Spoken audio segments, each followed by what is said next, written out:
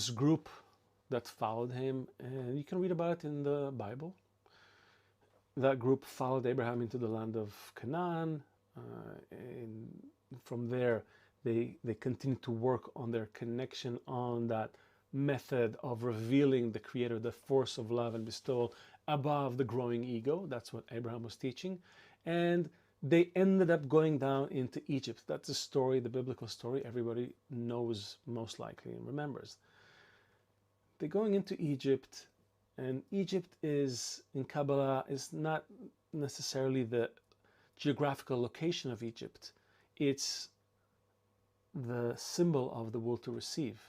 It's the lowest degree of the desire to receive in order to receive, with Pharaoh being sort of the king of the will to receive, if you will. So all these stories that we read about in the Bible, they're all allegories for these changes in the relationships between people. It's the forces that govern the way we relate to one another.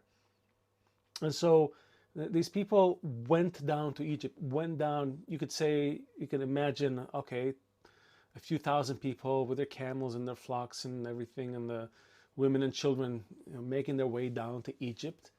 And you can also imagine this group that from a state of being able to work with the will to receive, which was not that great, suddenly that will to receive is growing. It's getting heavier and heavier, and they have to work with it. Why? Because in order to reveal the Creator, you need to have a desire as big as what the Creator wants to give you. So you cannot remain with a tiny point in the heart.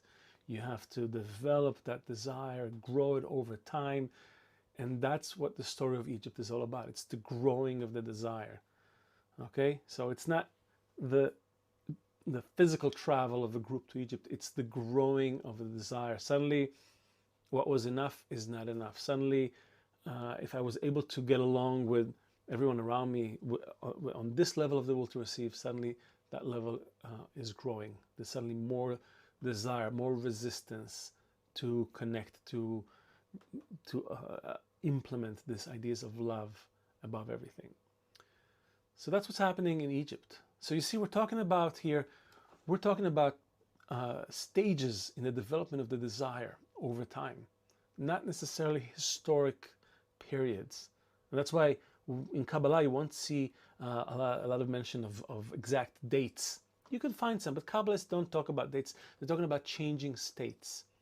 So from Egypt, people of Israel were able to extract themselves, leave Egypt with all the vessels. There's a great line about it in the story, that they borrow all the vessels from the Egyptians, and they leave Egypt and they follow Moses into the Sinai desert.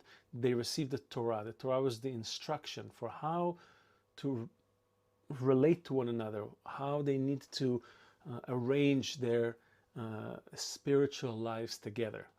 Torah from the word Horah, instruction in Hebrew. So the whole point of them going to Egypt, then coming out, and then going to the land of Israel is about revealing a greater desire, and they're learning how to work with it in order to bestow in a way that will make them equivalent with the Creator.